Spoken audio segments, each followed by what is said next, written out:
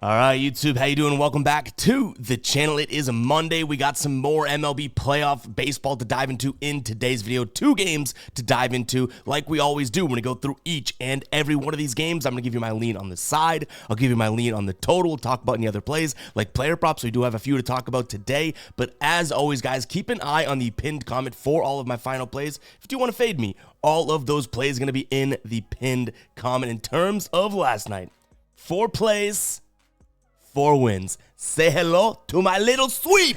Let's go. Money gun, baby. And I hate to say it, but it was kind of a must-needed time. We had been going 50-50, 50-50, 50-50, 50-50. Bad day. Boom. We drop a 4-0 night on the books head there. Padres money line, those a quarter unit play. What a good call. Plus 122 there. We cashed the Phillies money line. That was one of the best baseball games that I've seen in so long. Like, these playoffs have been electric, to say the least, to start. So I'm loving what I'm seeing. We also had Bryce Harper over 1.5 hits, runs, and RBIs. And even if you watch back the video, I was like, I like the matchup, but I have a feeling that he's in a bounce back spot today. Clocks one out. Padres money line we already talked about, and then the over in that one. Well, I guess the Padres did their job, right? They score a bunch of runs. The Dodgers didn't really, but that over still slaps as well. So a good day for us yesterday for sure. Now the annoying part here is that my fat you-know-what has to go around and pick all these things up off the ground now, but you know what? It's worth the sweep. It's worth the sweep. It is.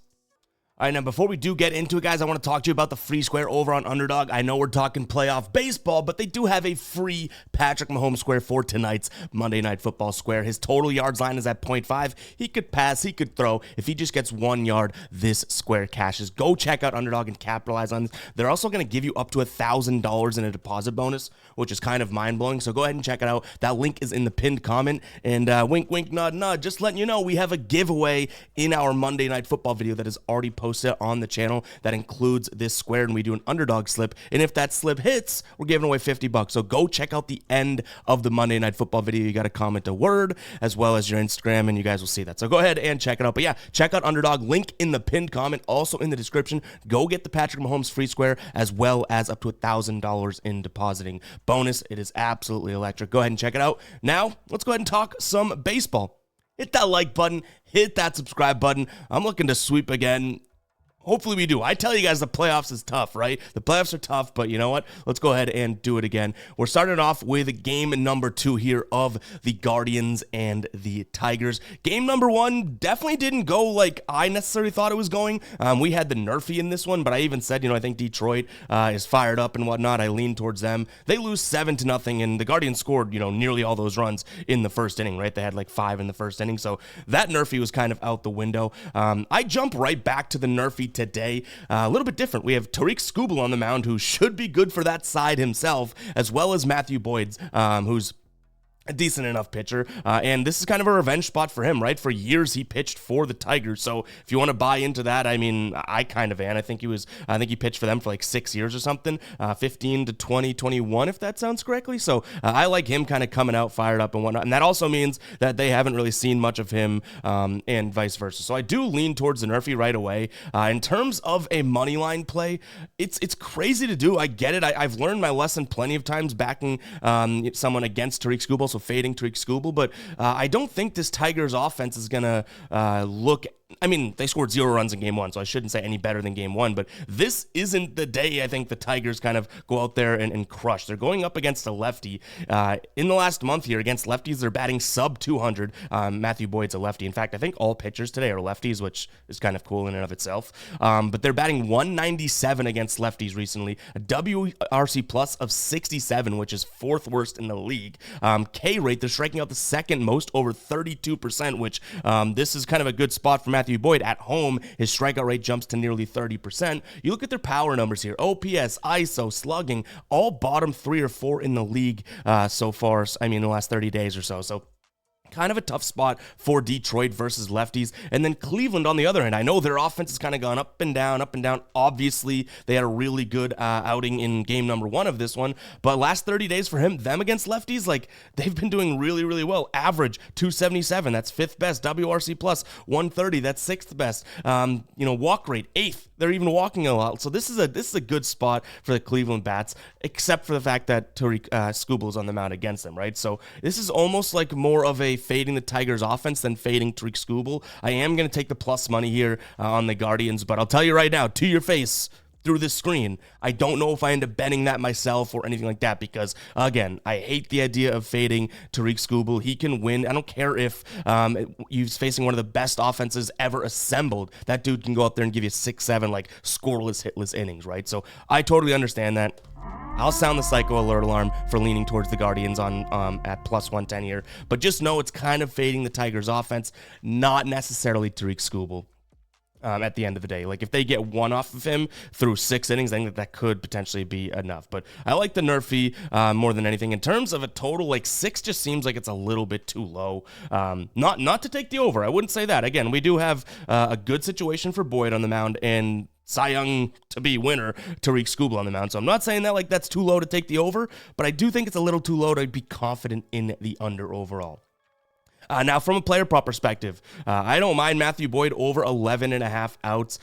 This could only really get ruined by the fact that if Detroit gets to him, and they clearly don't have the longest of leashes for him, but if he can pitch 4 innings, that's going to be 12 outs. I really don't mind that. You scroll down here on the outlier screen, you could see on the season, the 5th worst team in terms of batting average against left-handed pitchers. Well, he is a lefty. And then in the last 30 days, they are the 4th worst here. Their WRC plus is bottom, 5 or so in the league as well. I like this spot. He's going to throw a lot of fastballs, changeup, and sliders. If we flash over to my dashboard here, you'll see fastballs for Detroit, 19th in terms of runs above average. Curveballs, where is it? Changeups, 27th. He throws a lot of changeups. Slider and sinker.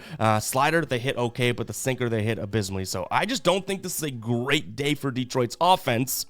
You know they're going to go out there and score like 7 runs in the first inning like the Guardians in game 1. But I really don't think it's a great day for Detroit's offense. So in a way, I think backing Matthew Boyd to pitch 4 innings could be a spot here. So, and it's not like he's been doing that crazy. Like, they're giving him pretty much like a 4-inning leash lately. You know what I mean? Like, I don't think that's a really, really low number. I know it might seem like a few amount of outs, but no, I think that I like this play, but I do think that it's going to be razor thin. So, give me the Guardians. I guess slightly lean towards the over, but I'm not playing that. The Nerfy as well as Matthew Boyd's innings over 11.5. Keep an eye on the pinned comment to see what we roll with. I am kind of shaking in my boots, even at the thought of fading Tariq Skubal. All right, I know I'm throwing a lot at you here, but before we do get into the next game, I wanted to shout out the Fade Me store. We have tons of new products out there, like these rope hats. We have some really, really cool ones. That Hail Mary one is a great design. The Over is Smacking is one of my favorites. But this money on a Sunday here, so let's make money on a Sunday, is one of the best sellers already out the gate. It's only been around for a week or so, and everything on the store right now is discounted 10%. No code needed. It is site-wide. We also have our breast cancer awareness tees, 3 of them.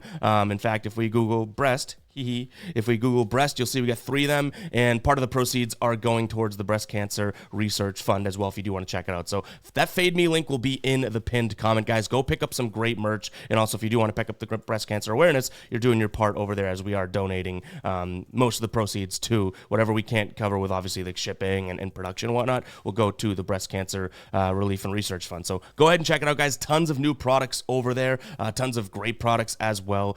So yeah, check it out, fademe.store. Also, that link in the pinned comment. Everything is discounted. You don't even need a discount code. So go ahead and check that out. Link in the pinned comment. All right, next up, we have the Yankees taking on the Royals here. Yankees, heavy favorites, rightfully so, right? Not as heavy as game number 1, in which they're like, minus 200 with Cole on the mound, but still minus 150 today. The total sitting at 7.5.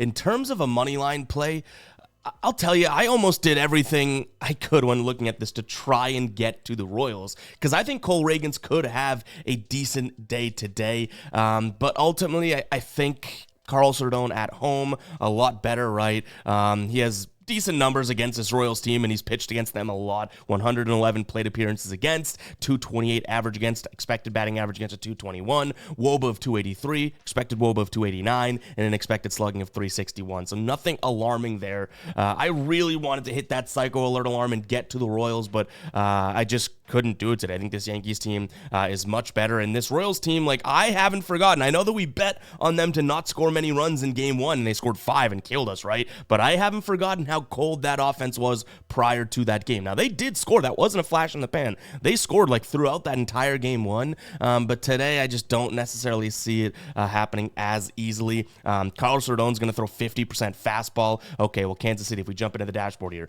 26th in terms of runs above average for the fastball, right? Well, he then moves into a slider. Well, would you look at that? Kansas City, literally the worst team in the league in terms of hitting that slider. His next pitch, even if he gets to it, is the changeup. 24th. So it's like this Kansas City team shouldn't necessarily touch him.